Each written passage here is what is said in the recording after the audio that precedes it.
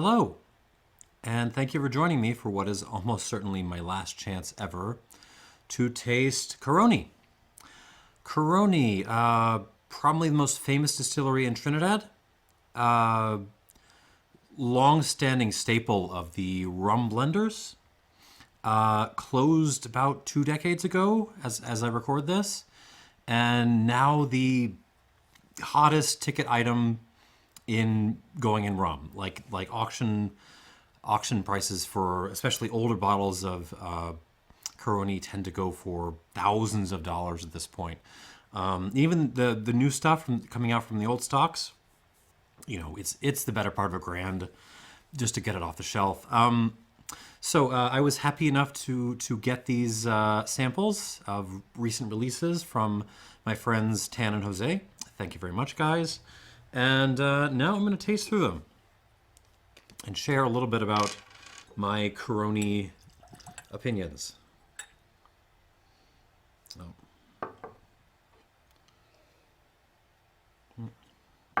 Sorry, I didn't drain. I just realized I rinsed my glass and I didn't completely drain the water out of it, so it's a little bit wet. That one got a little bit more water than I wanted, but that's okay. So this first one is the Caroni Navy Rum. I really hope I didn't just drown my Caroni. There wasn't that much water in there. This is the Caroni Navy Rum. This is made in a cool replica style bottle. Tan printed out a little replica here. This is the 100th anniversary. It says 90 proof, but that is British proof, so that is 51.4% alcohol. This is a Velier and Maison du Whisky collaboration. It's 18 years old, and it's a 2018 release. So let's get our nose into this. Now I've already added my water to it, so I will do my best. We may only do one round with this. Okay. Yeah, okay, it's Caroni. You can tell. You can tell. Tire fire for days. That is the distinctive Caroni note. They've gone through a bunch of different stills in their lifetime. Towards the end, it was. Well, let me back up a little bit. If you buy a traditional column distilled rum, molasses-based rum, so not something that came off like a triple, quadruple industrial still at 95% alcohol, so something with a shorter still, not a tiny still, but a regular size still where it's coming off the still off at 80% or into the 80s maybe. Often with that style, whether it's from Savannah in Reunion or some of the heavier rums from Cuba, you will often get a rubbery note, and particularly kind of fiery, like burned rubber sort of note. What Caroni does, and it's kind of the hallmark, trademark of the distillery, is they take that note and they kind of dial it up as much as they possibly can. This is, again, it's all tire fire, and it's really hard to describe this without using that note, or some variation on that. And there's just a lot of column still thunk. It's the funny thing about Caroni. It's this famous distillery where stocks go for zillions of dollars, but at the bottom of it, it's just traditional column still, at least in its last days. And there's a lot of dried fruit in this. It's all kind of all playing second fiddle to the tire fire stuff, but it's there. We're getting figs, prunes, dates, some tea notes, some like English breakfast tea that you overstewed. Coffee notes, Kenya AA coffee, lots of cinnamon, rose water, of all things. Well, really like a rose jelly note. I was getting those at the Appletons I tried a couple of weeks ago. Rose jelly. Did I say black pepper yet? Lots of black pepper. In fact, it reminds me a lot of rums aged in French oak. Particularly, I'm thinking of stuff from Martinique, Barbancourt on Haiti. It reminds me of those. I don't think a drop of this has actually seen French oak, but something about the tertiary notes produced from, I guess old American oak casks and the Caroni distillate, just, they do a really good impression of a rum that was aged in French oak. A little kind of an overripe apple thing and a little lemon zest. Yeah, so it's the tire fire is front and center here. It's the woody notes are definitely in play. They're definitely having their say, but they are not winning out over the over those industrial notes. It's Caroni. I mean, you could age this in cask for a century and it would still smell like a tire fire. All right, on the palate.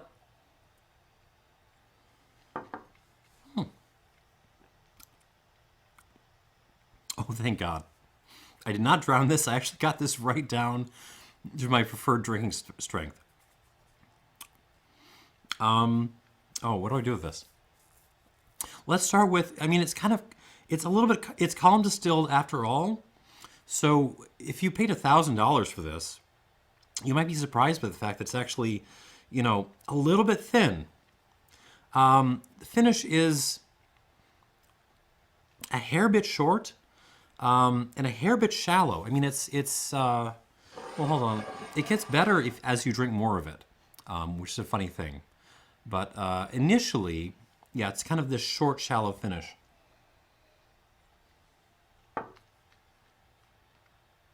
But the depth of flavor is there. Again, dried fruit, figs, apple cheese. It's a Lithuanian thing. It's basically boiled down apples. Black pepper, again, lots of black pepper. English breakfast tea, again, the Kenyan coffee thing. And obviously, like the tire fire thing just rules the roost here.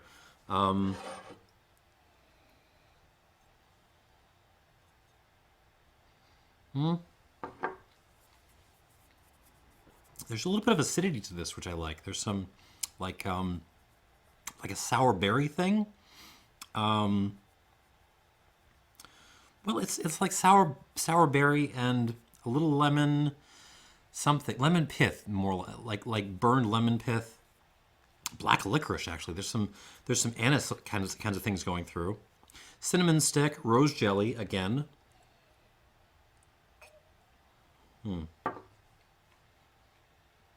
This is a way of building up in your mouth and kind of saves itself in a way that it kind of just clings and builds over time as you drink more of it. Some more coffee, some like bitter ash, like cigarette ash. And some like wood tannins on the finish, but not as much as you would expect from something that was aging in the tropics for 18 years. All right. I guess I'm not going to add more water to this because I didn't add water to it. I added the rum to the water without sort of checking first.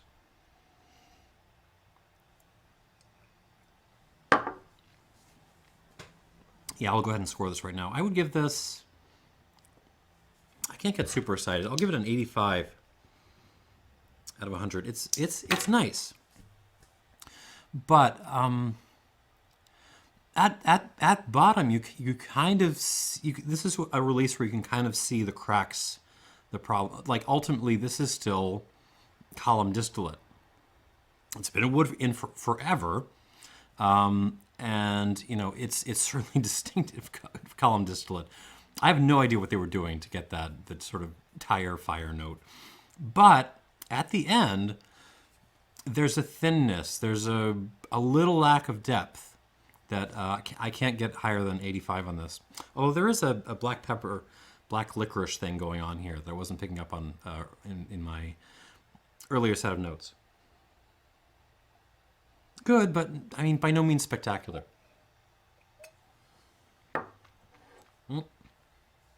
Okay, moving on. This is something more recent. Again, I think this was 2018 release. Our second bottling here from my friend Jose, who actually gave me a Caroni in a blind like 2 years ago. This is one of Caroni's employee releases. This is the third employee release. So basically, Velier has been kind of trying to pay some homage to the old staff at Caroni, and they've been doing releases with employees' names on them. I'm not sure if they're giving them bottles or giving them money for using their names and pictures, but okay, we'll go with that.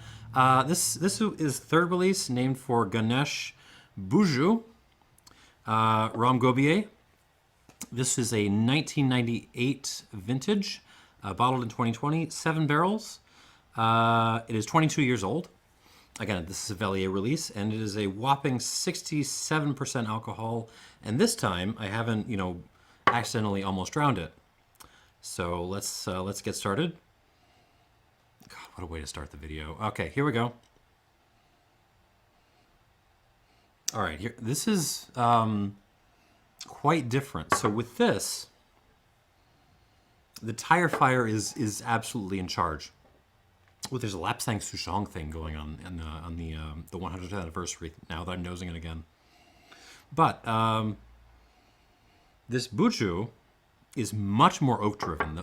Again, it's only 4 years older, but the oak is just singing on this. It's more like the dried fruit is in the lead. So we're getting dried fruit of all sorts: the figs, the dates, the raisins, the cherries, the prunes. Throw in like a pile of cinnamon and like coffee cake, some clove as well, and then like gallons of coffee. We're talking mix of different coffees, some like Starbucks Sumatra heavy stuff. It's the Kenya again. Maybe some Mocha Java in there. Like all of it. I'm getting some apple cheese as well, again. Okay, some black pepper. Actually, less black pepper than the other one. And it's the tire fires really bring up the it's really back in the corners, kind of providing color to this, oak party, rather than sort of taking lead.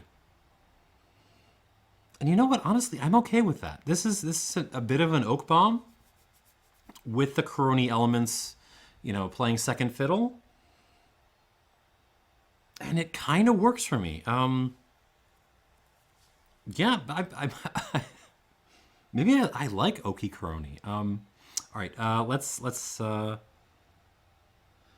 mean, it's funny. It's again that this sort of almost French oak character you get with really old Caroni is in play here. I could mistake this on the nose for a Martinician rum that's very old. I might even think Armagnac, honestly. I probably wouldn't, but that would be in the cards. All right, let's try this on the palate. Again, 67% alcohol, so I got to watch out.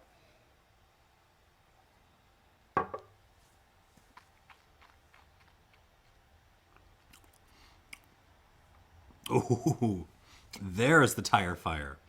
Oh God, it's the tire fire thing. Is there? It's more like burned pencil erasers than tires this time. But anyways, it's there on the finish, especially, which is very, very long in finish. It's a much longer finish than the 100th anniversary, which is like loads and loads and loads of wood.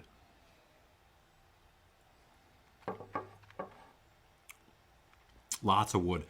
The dried fruits, the cigarette ash, the cinnamon, the coffee cake, the coffee, lots and lots of coffee, and the black pepper, the English breakfast tea thing, all that is back, and it's really ruling the show here. In some ways, this reminds me of, what was that? There was a Belize rum. It was like 15 years old from Holmes K that I reviewed a while back, where the distillate, it's column distilled stuff, and the distillate was really way, way in the background. And I liked it. It was a wood bomb, but I liked it. In some ways, this reminds me of that, which is kind of a problem because this is considerably more expensive than that was by maybe like an order of magnitude. I don't know. At least it certainly is now.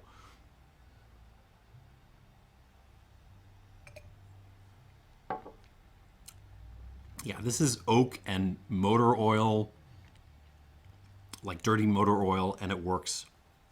Okay, I'm gonna give this a couple squirts of water. Sorry, water is over there. That is the whiskey or rum.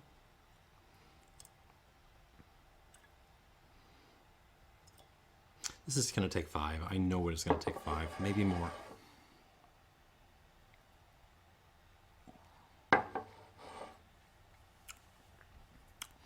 It'll take 5.5 squirts.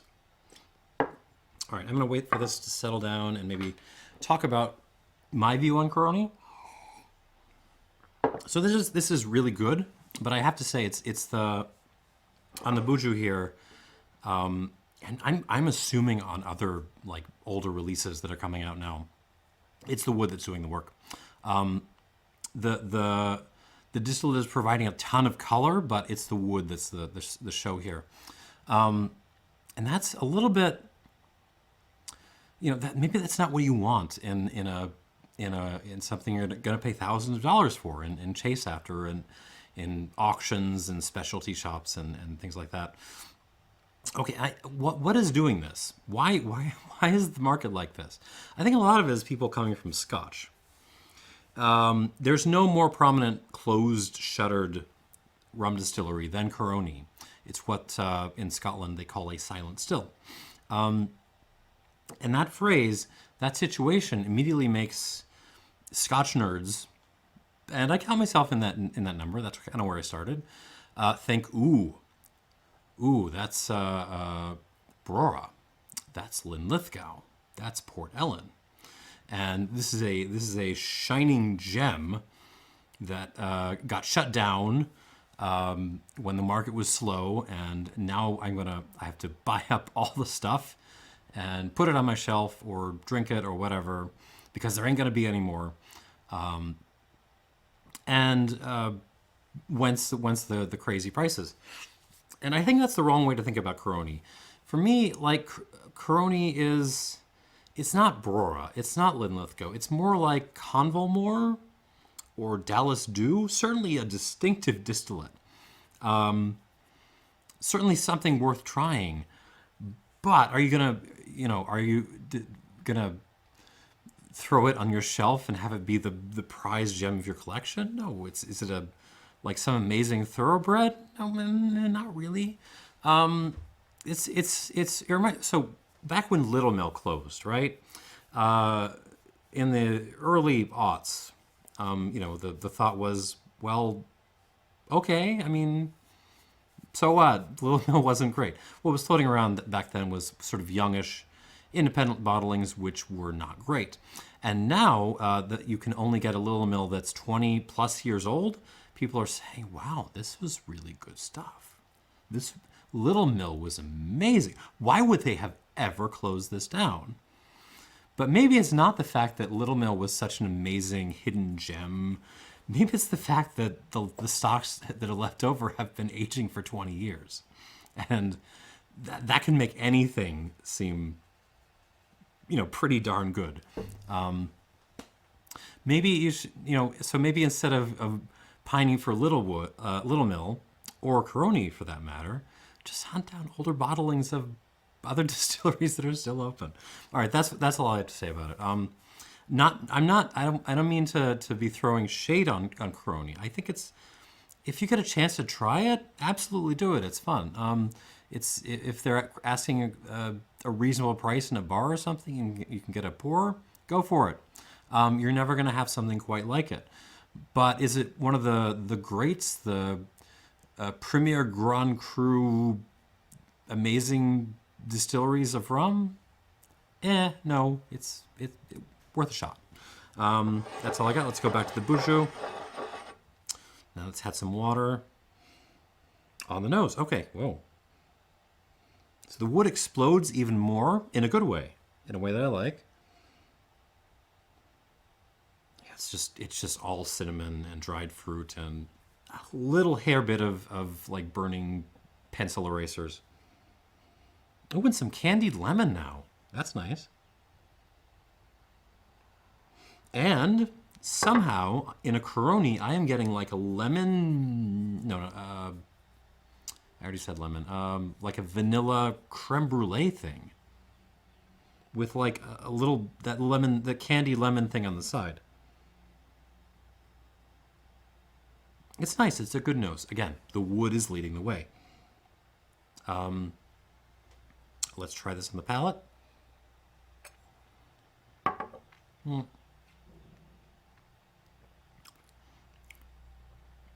Oh, peppery. Woody. Very woody. Not tons of development with the water. The wood comes forward. The tire fire comes back. It wasn't even, completely in charge to begin with, but it's the wood is kind of taken over charge of this spirit now, like it already has in the nose.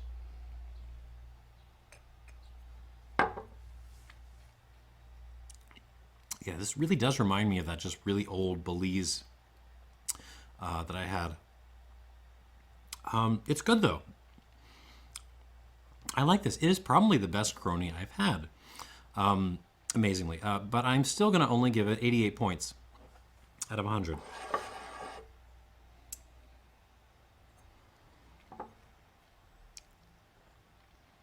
Yeah, it's good, but I can't get higher than 88.